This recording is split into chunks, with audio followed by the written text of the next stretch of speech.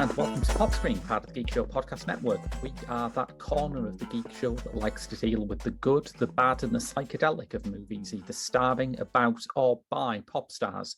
No, the podcast covers a broad range of musical and cinematic genres, from country and western to hip-hop, from documentaries to science fiction.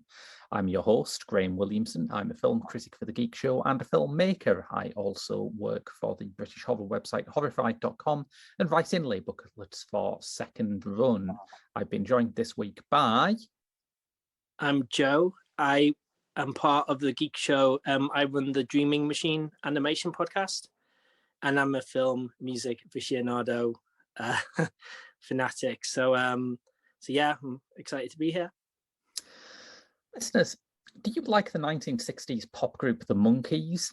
If so, you were being fooled by a capitalist control machine designed to channel the youth's natural revolutionary fervour away from fully engaging with American imperialism in Vietnam.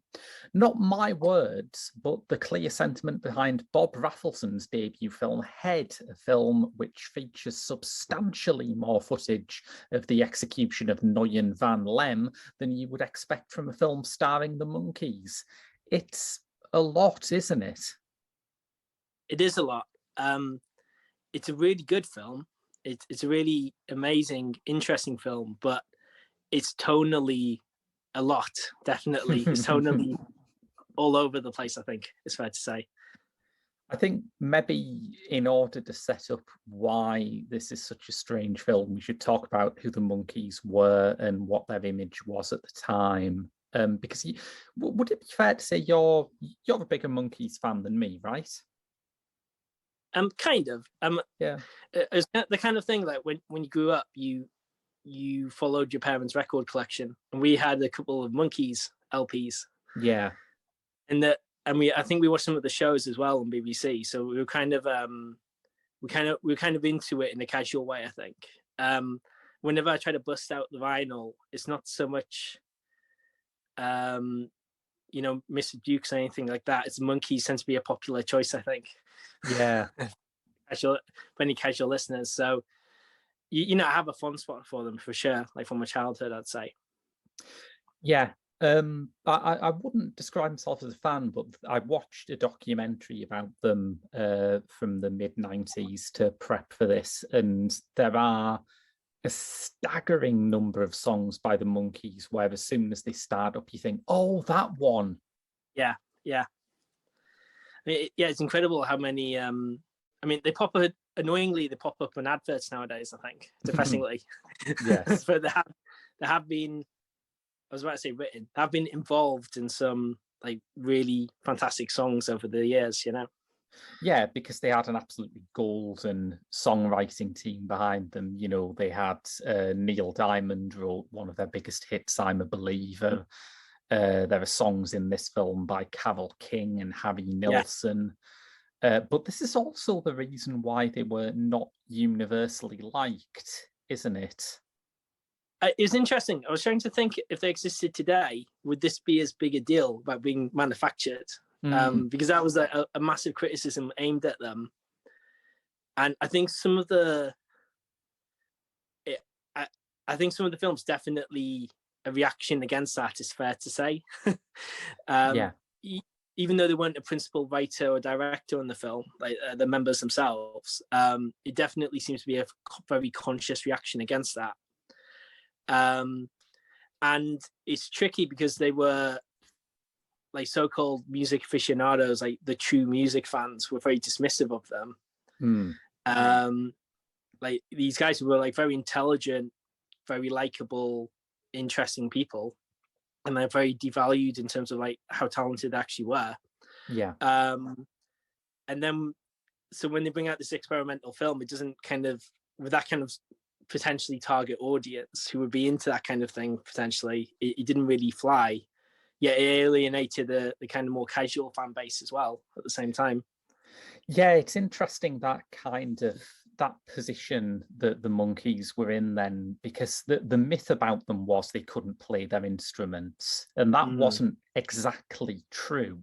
I mean, some of them, Mike Nesmith, for example, who died at the end of last year as as we record this. In fact, Mike Nesmith was hired and was a songwriter. He was hired like on the basis of his musical work. It's just that wasn't the focus of what the band were going to be. They were going to be a vehicle for other people's songs. And in other musical genres, that's not a problem. You know, no one cares that the Four Tops or the Supremes had songwriters for all their songs. But by 1968, rock and roll had started to fetishize that idea of the singer-songwriter and of musicianship, which is the first challenge with that is you have to pronounce it, I think. And then if you can pronounce it, it goes on to, you know, can you play your instruments? But that was the attitude that I think, as you say, the Monkees are trying to dispel with Head. Yeah. And I think we'll get into the film, won't we? But I think maybe the weaker moments when they try to do that too much, like in the film. And the best moments are when they keep their humor but throwing that cynicism, like, within their like normal character and likability. And that's probably the most effective bits of the movie for me. The thing that kept coming to mind is that, like, for all this is obviously an attempt to make the Monkees' image a bit edgier and a bit more congruent with the kind of more radical, politicized, experimental art that was coming out of the hippie movement. The thing that ultimately secured the Monkees' legacy wasn't the fact that they did this. It was the fact that all of those sort of cheesy manufactured pop songs that all of the hippies were scorning were actually really great. Absolutely fantastic songs.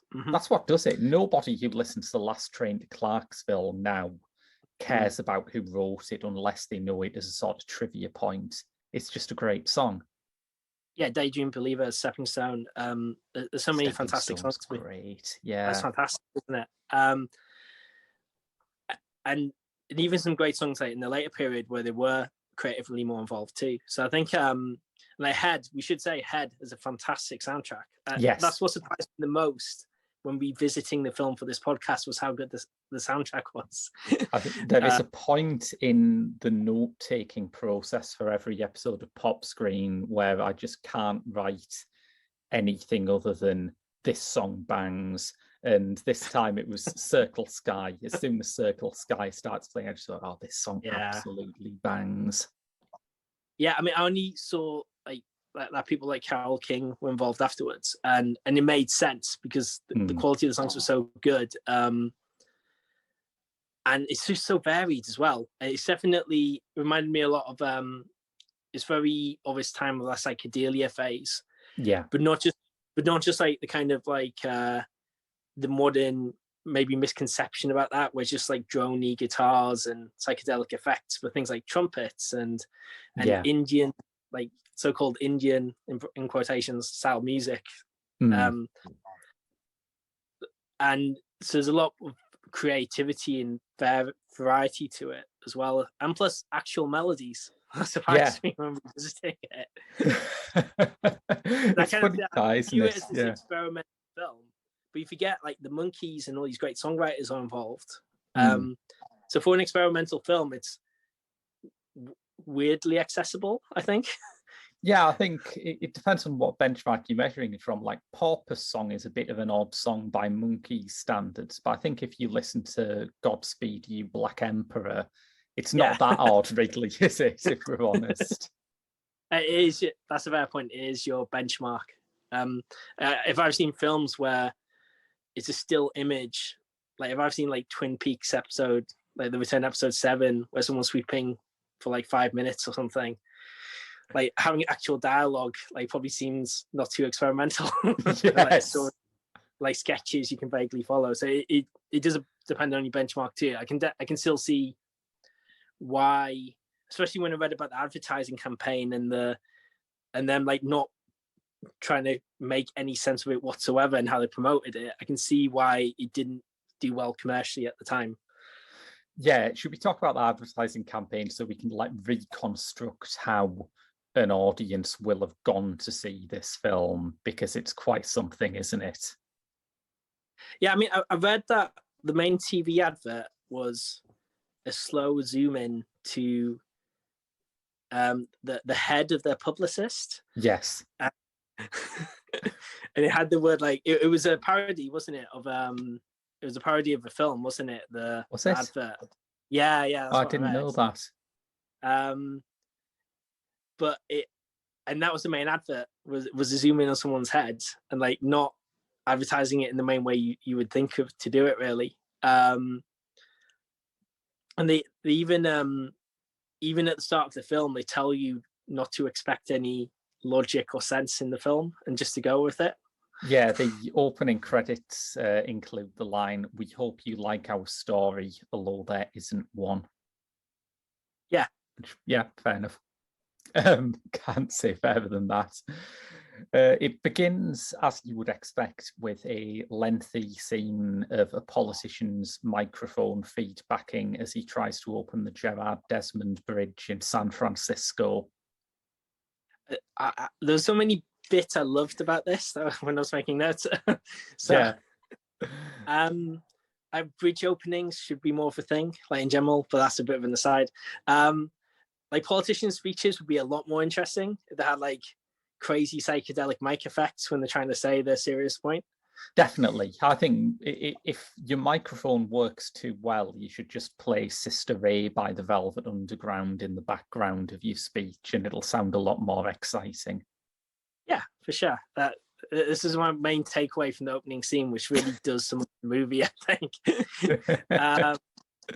So it's quite a slow introduction, isn't it? And then the mic thing shows that it's going to be weird and trippy, basically. Yes. And then there's this excitement. The monkeys are running into view and running past everyone, and there's an exciting jump off a bridge that does not obviously involve a dummy at any point in the long shot. Yes. It may not be the most convincing, but it's still exciting. They do this a lot during the film, where they have like they cut to like a super fast camera moving really fast for the and then they cut back to a normal shot, and it's just a lot of energy, emotion, kind of like you get in the TV show, I guess. Well, yeah, that's the thing, because we've mentioned the TV show briefly. That was the project that they were assembled for, and Mickey Dolenz, their drummer, said that this was a bit like Leonard Nimoy turning into an actual Vulcan. You know, they were hired to play this fake band on TV, and they ended up being an actual, like, internationally successful band. But it's been many, many years since I watched the show. Like you, I watched it as a child. It used to get rerun on, I think, like daytime Channel 4 every now and then. Yeah, I said BBC, but it might be in Channel 4, to be fair. I just remember it being on terrestrial. And like from what I read, it kind of had kind of like Star Trek, to mention it. It had like a resurgence of popularity and like syndication, like reruns. And the band have gotten over some of the wounds over like what went down. And so that's when they started back into the public view a bit more.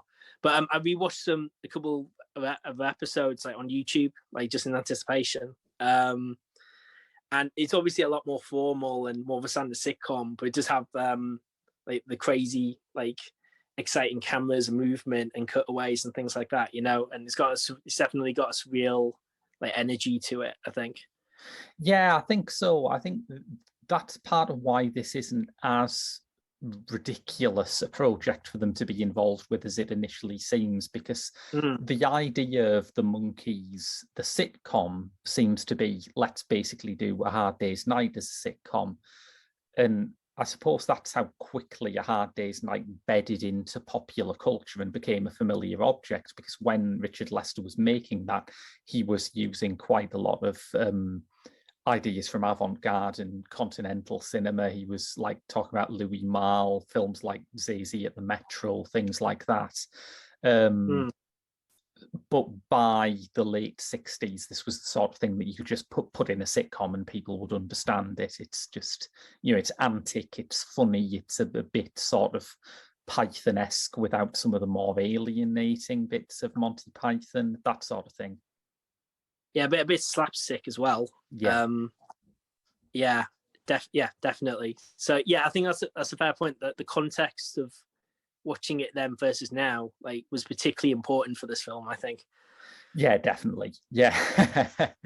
So Mickey Dolenz jumps off the Gerard Desmond Bridge. I like mentioning this because I found out it was a real bridge and it really was opened in '68, meaning Yeah, that could be the real opening ceremony. Maybe they advertised it as bridge opening and monkey attempted suicide tonight. but Mike, it's a very high drop. So like, folks at home, it's definitely like for show in the film. Like, there's no way you could. No, there's not something to do. But yeah, so yeah, that's how. So it's already an interesting start, and it transitions into like a gorgeous, albeit slightly druggy by their standards, sounding song. And yeah, it just, I think, like, what it shows you is it sounds pretentious, but it luxuriates in the songs. It does, like, the full song. It is, the music still is at the very center, which I didn't quite remembered, like, until I rewatched it, that they do have, like, kind of like Magical Mystery Tour. They have, like, song segments that are arguably the strongest, so at least some of the strongest bits of the film. Yeah. No, I So absolutely agree. It's kind of like a trippy music video, really, at this point. It's funny that you should mention that, because I kept being reminded of something we've dealt with a lot on Pop Screen, which is that kind of mid-'80s moment where music videos were in. They were obviously not going to be a fad. They were sticking around, and it started sort of bleeding through into films. You started having these kind of tweener projects, like, I mean, The Wall, the Pink Floyd film, is probably the most famous example, but also things like It Couldn't Happen Here, the Pet Shop Boys movie, which is very much a series of music videos with linking material. For a while, that was a form, that was a thing that you could do in a movie, and it does feel like those, but about 15 years too early.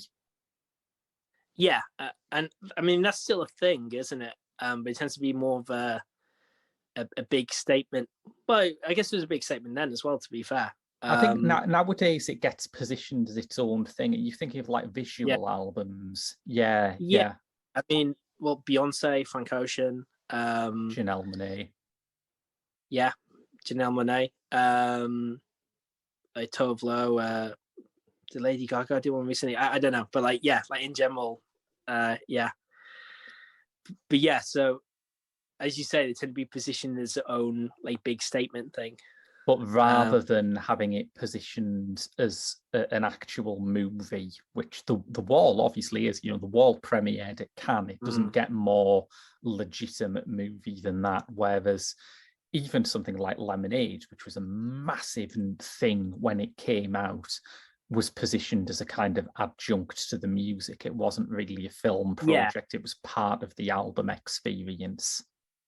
Yeah, that's a fair point, actually. I mean, there's maybe the odd exception, like Daft Punk did a couple of interesting films, like one which has no music whatsoever, I think, or like isn't, and another one which accompanied Discovery, but what became a proper film in cinemas. But they're like the exception, I think, for sure.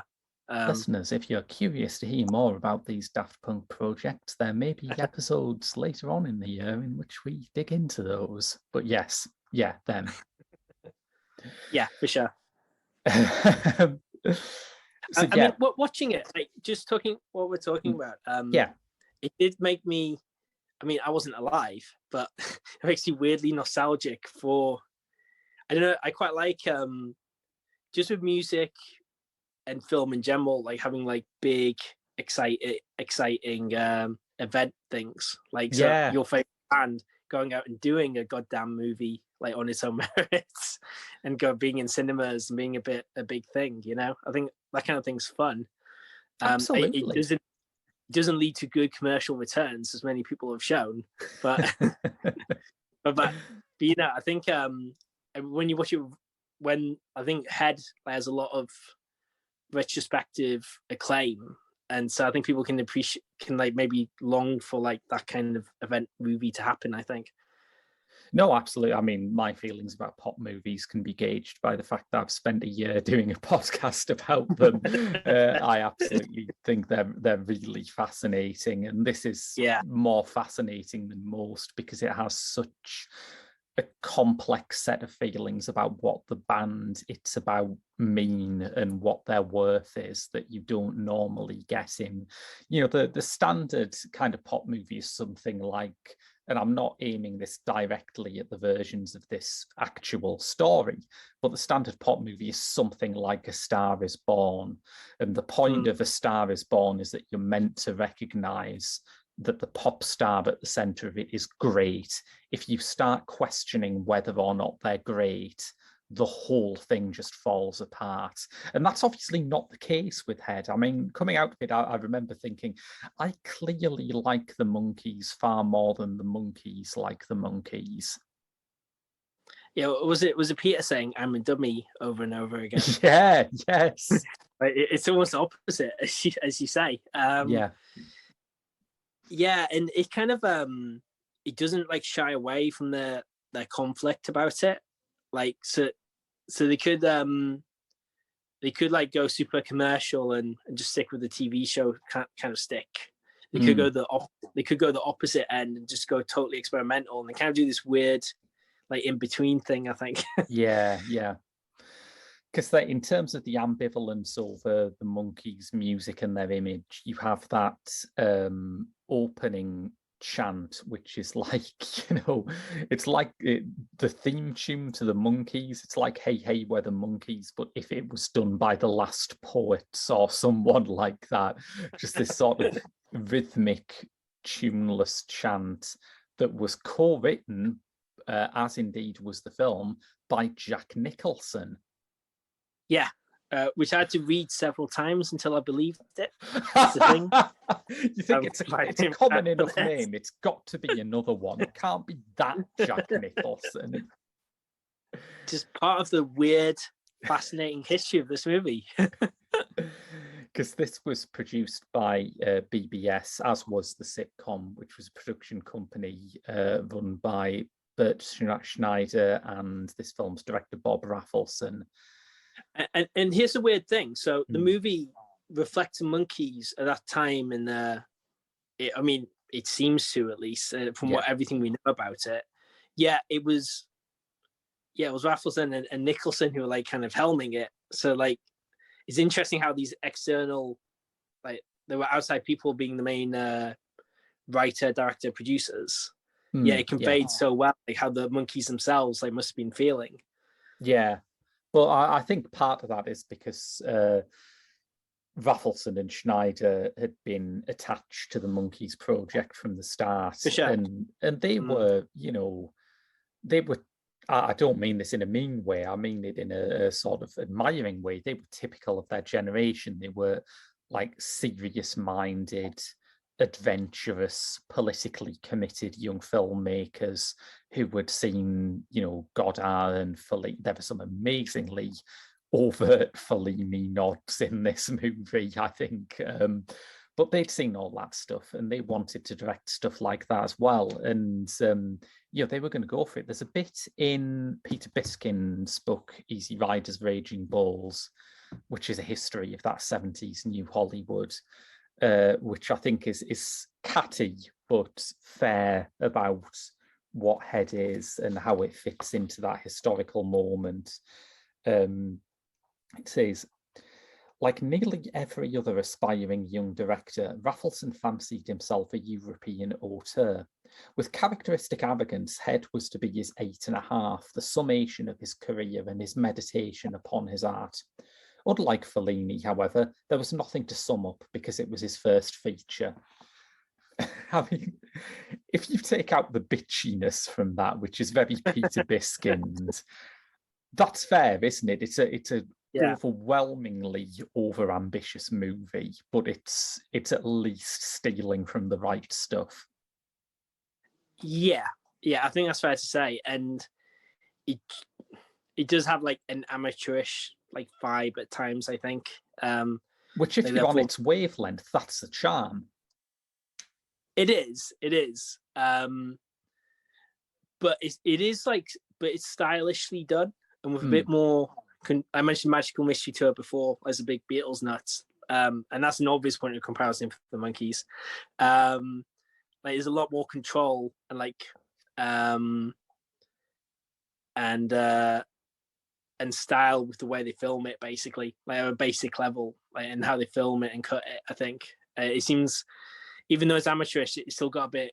It's got a lot of charm going for it, and like just about enough professionalism, like make it all just about hang together. I think, and to pull off some of the cooler effects in the movie. And that's, you have to ascribe that to Raffleson, because he did, Mhm. for all this is kind of a bizarre way to start off your career, he did become a quote unquote proper director. His next film after this is Five Easy Pieces, which for a lot of people is their favorite film of that whole 70s new Hollywood era. He was very much attached to Jack Nicholson as his career went on, and most of his career peaks came when he reteamed with Jack Nicholson. But you know what, if you're going to be joined at the hip to one movie star, it might as well be Jack Nicholson, right? Yeah, it's way worse, aren't there? Yeah. Way worse roads you could go down. Random aside, I swear I read that the girl who kisses each of the monkeys was Jack Nicholson's then girlfriend. Right. I was trying to find out who that was, because there are some very, like, for all it's not a film that has like many sort of dimensional women's parts, and that's another way in which it's sadly typical for it either. There are some interesting women in here, and I was like digging around to try and find out who that woman is, and I couldn't find out who it was. It would. I don't have an official source for that. I just read that on like an internet forum discussing the film, but I think it was real commitment to the film if you're willing to do that. But yeah, I think it's got this anarchic, cynical, like quality to it, I think. And it's thrilling to watch as a film, and I feel it's become a cliche now because he's such a big star. But Jack Nicholson's like manic energy. You can imagine him. You can imagine his enthusiasm and spirit coming through and driving a lot of that, I think.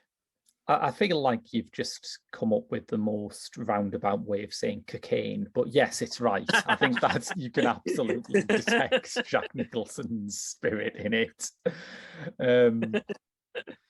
Yes, because there's a lot of interesting kind of countercultural cameos in this. Nicholson himself does turn up in a fourth wall break moment. There's also a little appearance from Dennis Hopper, who I was delighted to learn was actually filming Easy Rider when this film was in production. So that costume that he walks in wearing, which I'd watched and thought, that's a cute in-joke. Not in-joke at all. That's the actual costume he wore in Easy Rider, because he actually had just walked off the set. That's brilliant. Yeah. And there's Frank Zappa obviously as well. I mean, that's a more obvious cameo, but oh man, I love the Frank Zappa cameo. Frank Zappa and his talking cow. Yeah, make a sitcom out of that. He's like he's just a cool kid, isn't he, Frank Zappa? Like that's a fact.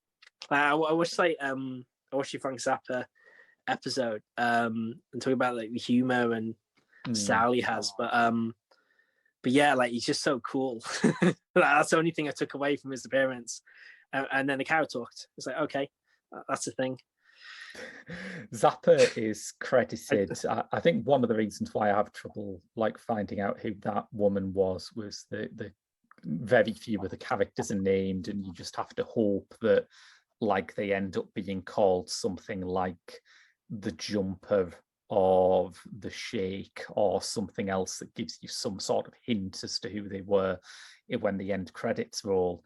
Frank Zappa is listed in the end credits as the critic because he has this fabulously delivered sort of sarcastic monologue about how the Monkees' music needs to be better because the youth of America depend on them to show them the way. It's very Frank Zappa, I think. That's great. That's one of my favorite moments from the film, I think. Yeah, it's just delightful. It's got a lot of it's kind of so the tonal mixing like sometimes doesn't work for me. So when there's that girl on top of the building like looking to jump, like that's just like very dark and like sad, I found. But so the tonal mixing, like this weirdly serious message about the youth of America, but it's kind of funny at the same time. Or even like when fairly early on in the movie, they're fighting in the trenches as part of this war, and like it has some horrific like war footage from Vietnam, as you say, like very live, like current issue at the time, of course. But then just like when they're running away, and I think it was the Peter. I think it cuts back to him, and it's like the cover of Life magazine, like really quickly. It cuts back, like, very funny and quick, and then when there's an NFL, like American football player, in one of the trenches that I have to get past, it's kind of like sometimes that tonal inconsistency works, but if you're going to do that through the film, then it's more of a gamble, I think, like what and subjective, like what does and doesn't work for each person potentially. Yeah, I think so. I think the movie kind of lost me a bit in the middle when I felt like it was sort of crossing the line between being chaotic in a good way and actually just kind of aimless. I think it was around the time of that boxing skit, which is a parody of a Clifford Odets play, which, you know, fair play for getting such an obscure reference into the multiplexes, but it was really boring. I thought it was definitely the least successful element of it. Yeah, that's my only comment. Yeah, basically, I think the Davy Jones number in the middle picks things up a bit. I mean, that's great, but like it was getting a bit aimless, like towards then. I think there's some very odd numbers in the middle, some very distinctive numbers. The Davy Jones one is Daddy's song, isn't it? Yeah. That's bizarre. I mean, that is such an odd number. When it started, I thought this is like, in relative terms to the movie, this is kind of naff. Like the title, the what he's wearing, the delivery of it, and then he totally won me over by about halfway through the song. Just their commitment to it, the flourishes and the production of it, and just for a very simple technique of just cutting between him like two different color schemes but doing the same routine. And then just great. Really going for that. My God, like cutting like super fast between them. And the fact that it doesn't perfectly line up between cuts, it's fine. It's okay. Yeah. It's like it just about works. And I think the problem with the boxing scene is it's tedious, and also it kind of crosses a line where it's just so bruised and it's just kind of horrible. I mean, it's kind of funny how in the crowd the other band members keep repeating the same lines like over and over again to like no effect. Yeah. But even then, like it's so subjective. I think it'll be interesting. I think it's a good movie for everyone to see because everyone will get something different from it. Yeah. And what they do and don't connect with, I think with maybe it was the violence in the boxing scene, which is kind of odd. I think you know, I've seen a lot of comedies that use violence effectively, and I've seen some comedies that have what you might term a sort of realistic violence. But the thing with Head is it goes from being this completely cartoonish violence where, you know, things explode and bombs are thrown around and it's kind of like The Young Ones or something, to like this scene of someone getting the shit knocked out of him in the boxing ring, and the tonal leap there is just unworkable for me, I think. Yeah.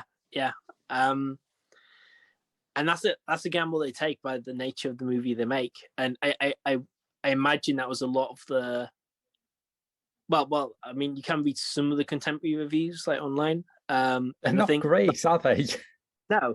And I think especially when the show is like a real like current thing on TV, you can imagine how that tonal changes like just added to it really, to the negative reaction. But it's a thrilling, but at the same time, some of the best moments come from those tonal changes, Oh and it's yeah, a thrilling ride throughout. I mean, just to talk about Daddy's song for a bit more, which I think is like kind of semi-parodic. It's the equivalent of, it's like taking one of those music hall numbers from a Beatles album, like Lovely Rita or something, and just making it like an Yeah, inch more consciously parodic. But it maybe has like another, your mother should know yeah, kind of vibe. Yeah, yeah, definitely.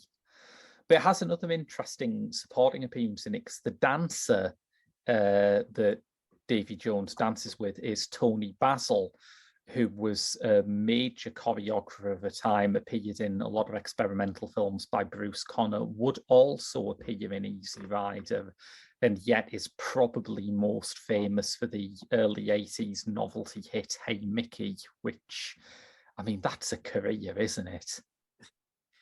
was she involved in the David Byrne video for Once in a Lifetime too? Did she choreograph that as well? I heard. I do not know, but I would be amazed if she didn't. She gets in the most incredible places. She has a cameo in Once Upon a Time in Hollywood, you know. Yes, she does. Yeah, she's collaborated with Talking Heads as well. Shortly before Mickey was a big hit. Right. Yeah, she choreographed and co-directed the video for Once in a Lifetime too. So just adding to her like amazing career, as you say. I suppose that's interesting because Tony Basil had the opposite direction from the Monkees, that she started off as this very underground avant-garde artist and then suddenly thought, you know what, I'd quite like to do some bubblegum pop now. That's probably the more common pop route though, wouldn't you say? Perhaps, yeah, yeah. I Uh, don't know. Maybe it's mm, harder to remember the people who sort of had their big take me seriously swing because it so often fails. Like Harry Styles is currently doing a pretty decent job of it. Scott Walker will forever be like the high watermark. No one who's been yeah, in a boy band will ever do anything as mad as a late period Scott Walker album. They won't true. be allowed to. But Actually, I think that's a fair point. I think my example's probably a bit selective because you have had some people who sort of just doing whatever they want, and you get to a point where they're commercially unviable anyway. Yeah, for sure.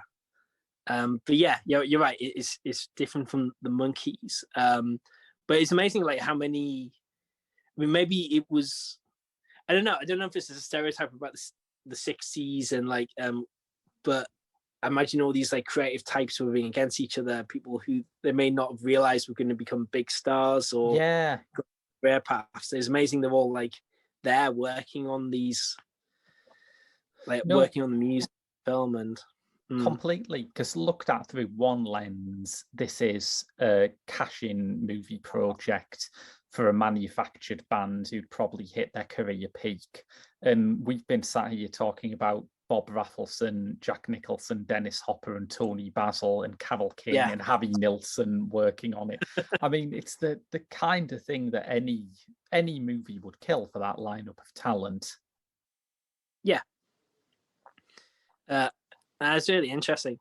I think there's a lot more respect for it now. So it's partly Hmm. because just some of the songs and the skits are genuinely really good.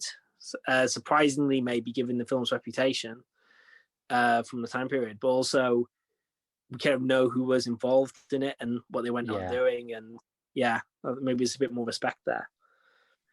I think it's the sort of thing where for the reasons that I've just outlined, it is a very easy film to imagine people at the time hating. But I think if you regarded it as a genuinely bad movie rather than just, a commercial flop, which it was, if you thought this was terrible, you're basically outing yourself as being kind of humorless, I think.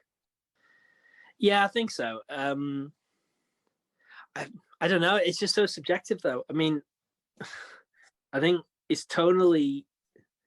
They don't just set out to do one thing. They do jump all over the place, and I think there's at least some bits you got to say are funny. I think, no matter who you are. God, yeah. I mean, you're...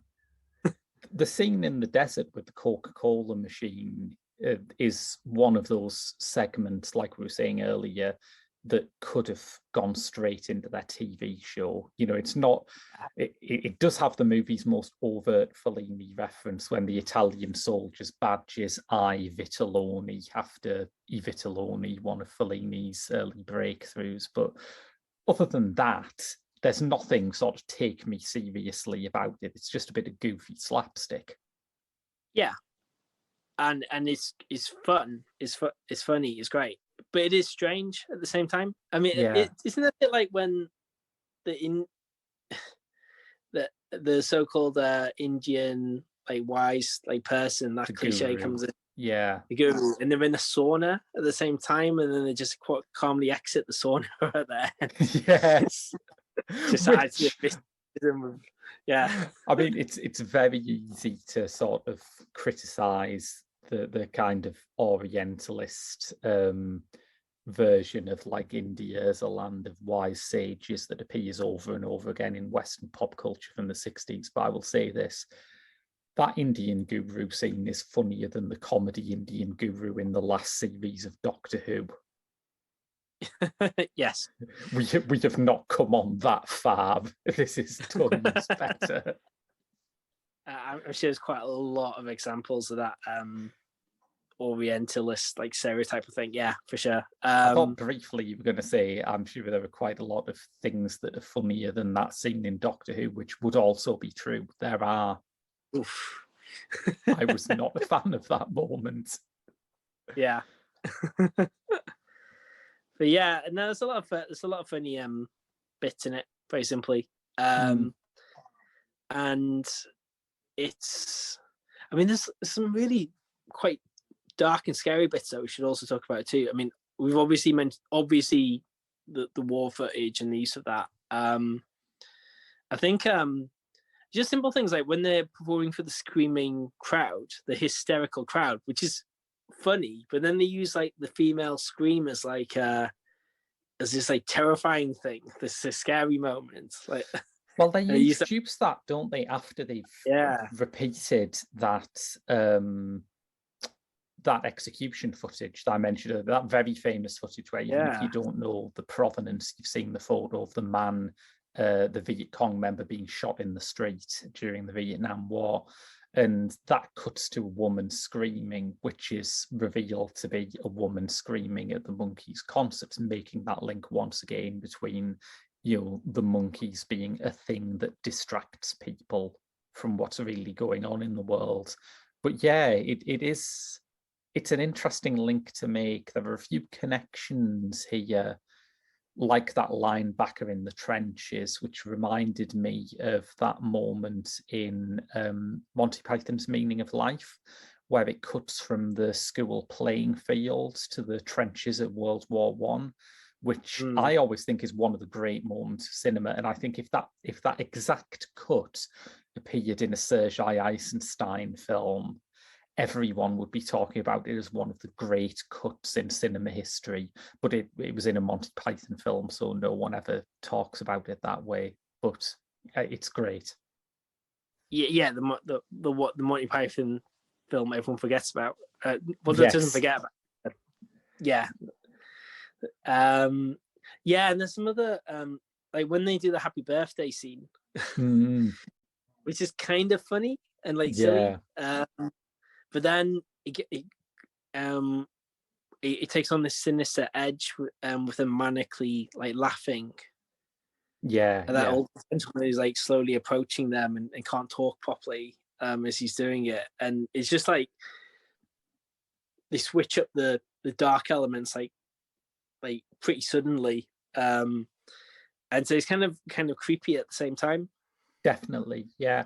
I think that's common to a lot of that kind of late psychedelia. You know, even when you look at something like the White Album, a lot of the kind of music hall and nursery rhyme stuff on that is notably creepier than it had been on previous Beatles records. I think by 68, there was just a sense that things had to get darker in some way. Yeah, and obviously Vietnam would have affected that and all, but just a general sense of I mean, it's almost, you've got to be careful. It almost becomes like a cliche, but I think it's kind of true that the hippie dream and the summer of love, so-called summer of love, like moving past that and getting to and being brought down back to earth a little bit.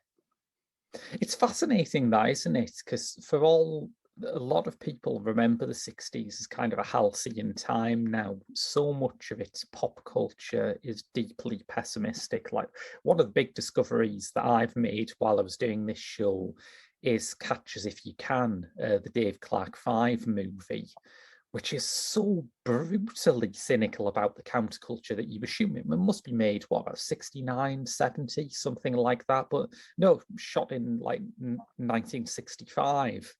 It's very strange that so many people seem to have worked out what was going to happen before it happened. I mean, I wonder as well if another huge generalization I might add, but yeah, the cliche of the 50s, kind of more straight-laced, more control over the youth, and I guess in the 60s, yeah, I mean, this is a massive generalization. Obviously, you had people challenging authority and things in the 50s, but there's more of a conformist kind of, yeah. So you got these young people who are willing to challenge conventions, like rubbing ideas off each other. More access to drugs as well probably influences things a little bit too. Yeah. And so there's more willingness to challenge typical authority and stake your own claim. And therefore the movies and content might be more cynical because you're more willing to be critical, very simply. Yeah, I think so. I think, there is a sense that by this stage in the 60s, criticism is a kind of currency that, particularly in Britain, part of what the 60s counterculture was about was linked to the satire boom and the end of people having a deferential attitude towards politicians just because they were politicians. So the idea that some of that criticism would be turned inwards, nowadays, because you've got this story of the 60s as a big party that ended with Altamont and Charles Manson. Nowadays, you sort of interpret it as a portent of doom, but it's not really. It's just like healthy self-criticism. Somebody who has the keys to a pop culture juggernaut like the Monkees should be self-critical, because the alternative is that they become Simon Cowell. Yeah. Yeah. I mean, I was thinking of this in the more modern day as well about this kind of. So I think if the Monkees happened today, they probably be more self-assured and have more self-confidence and be less down on themselves about being a so-called manufactured band. And the public, there's so much like cynicism and understanding of like how reality TV works, how record companies work, how bands are put together.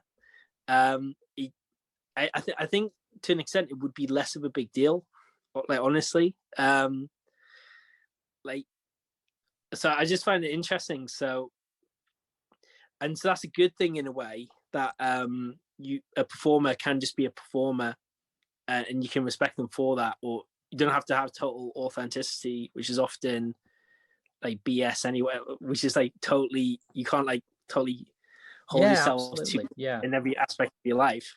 But at the same time, that allows people like Simon Cowell to flourish, really. Yeah. and to run rampant and to dominate the culture as well at the same time. It's funny, isn't it? Because when you were saying that, it suddenly struck me that the nearest thing we've had to the Monkees, like this century even, would be that wave of Disney Channel stars of the 2000s and 2010s. And they're still expected to be sort of a moment in a Disney Channel star where they establish themselves as a mature artist and do something more risky. I mean, Miley Cyrus's later career is basically one long string of head moments, really, isn't it? Well, she did that album with the Flaming Lips. That is, yeah, absolutely. Like she did that. That she regrets it now. That performance for Robin Thicke. Like all kinds of stuff for sure. I mean, like I even own music by some of these people. Like I own like Miley Cyrus. Hayley Kiyoko is that? You see, Kiyoko, I always forget that she started off on Disney because she has absolutely escaped that, hasn't she? In a way that very few of the rest have. Some of the music's great. I think my wife was watching, is it Olivia Rodrigo or someone?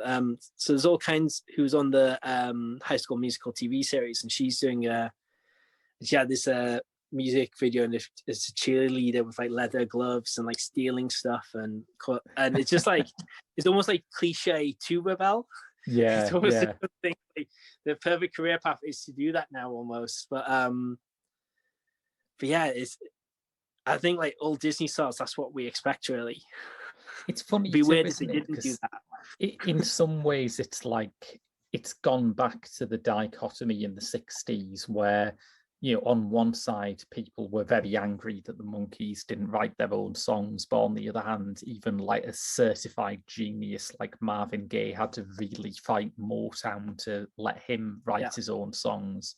And there is still that split today. Like, so you look at someone who's come up from a kind of bedroom pop, alt pop kind of SoundCloud world, someone like Clairo or Billie Eilish is another example. When it was found out that Billie Eilish's parents have some of the most hilariously minor entertainment industry connections in like the sort of thing that a character in a Christopher Guest movie would boast about. And everyone was like, oh, she's an industry plant. I always knew it.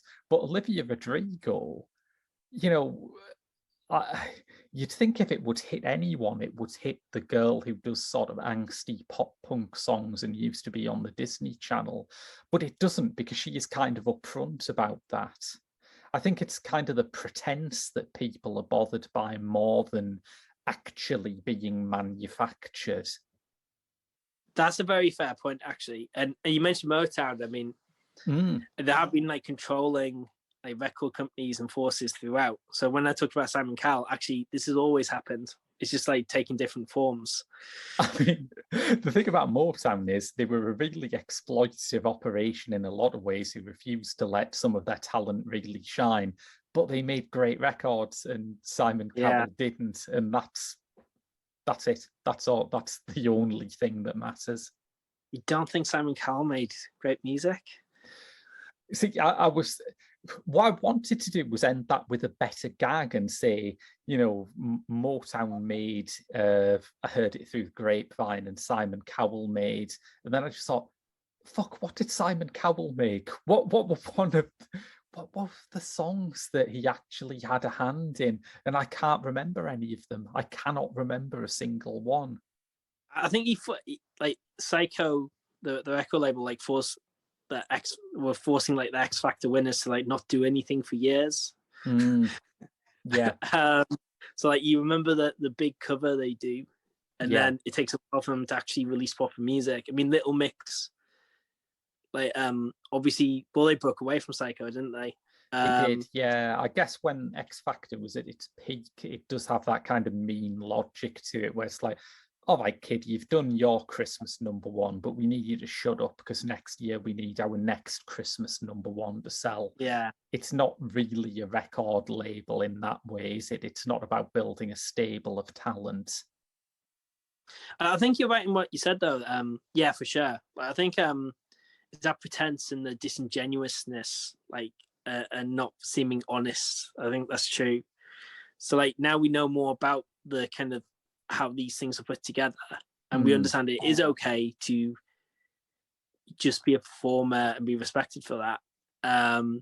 and it is okay to discuss things with your record label and work things out together with them.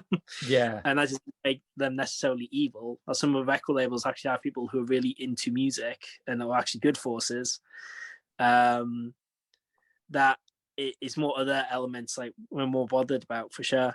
But it's interesting though, because the Monkees, I think part of the issue with the Monkees was they were denied, they wanted more control and they were denied it.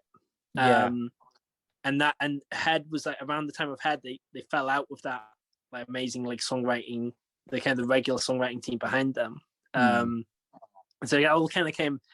So Head's I really enjoyed rewatching it, but it's kind of bittersweet at the same time, because I know it was kind of like things would slowly come crashing down. Yeah, perhaps it's the miracle of late period Monkees is that the records are good, despite the fact that, you know, it should be one of the biggest pop star cautionary tales of all time, shouldn't it? The boy band who got so big for their own boots that they looked at their songwriting team of Carole King, Neil Diamond, and Harry Nilsson and went, yeah, I don't know, guys. You know, the drummer's got this song that he likes. That should have been the train wreck to end all train wrecks, and it wasn't. Fair point.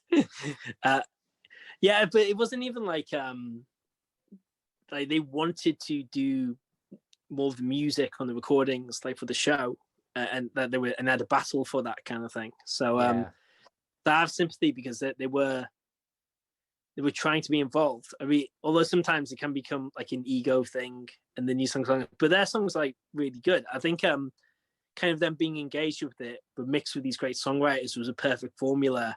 But it's just a shame that it just happened, that perfect sweet spot happened so briefly, and then things kind of fell apart, sadly. Like a lot of great bands from around that period. Yeah, but they always seemed magnanimous about it in the end. Peter Tork left after, like, they did one more special, which had the excellent title 33 and a third revolutions per monkey, which fantastic, top notch. Yeah. And I think there was like a period of time where they were a bit sort of bitter about how the whole thing turned out, but it didn't last. And you know, Nesmith certainly had some late career hits. Davy Jones will always have his place in history as the man who made David Bowie get his stage name. So, oh really? Okay, I didn't realize that.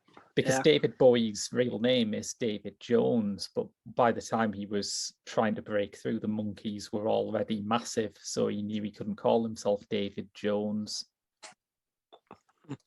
I see. And he was great in the Brady Bunch movie too. They random aside. They pop up in the most remarkable places, don't they? I mean, I've even sort of, before I started really thinking about the Monkees as a band and his solo music in the aftermath of his recent death, I'd always had a great soft spot for Mike Nesmith, because he produced Repo Man, which is one of the best movies ever made, and I'll never not be grateful to him for that, because no one at Universal wanted to produce Repo Man. Everyone hated that movie, but he got it made. Yeah, he had a good career, like film production in the background, didn't he, afterwards? And Repo Man being the example I recognized when I was reading about it. A great film. Yeah. So, any closing thoughts on the Monkees or Head before we wrap up? It's good. It held up. Yeah. The first time I saw it, I thought, oh, this is good. It's not bad. It's good. It's not just a cult curio. It's enjoyable as a movie. And then rewatching it, reading up on it for this podcast, it's still good. It wasn't like, now I've set a benchmark of it not being bad. It's still kept to that quality. I think it's kind of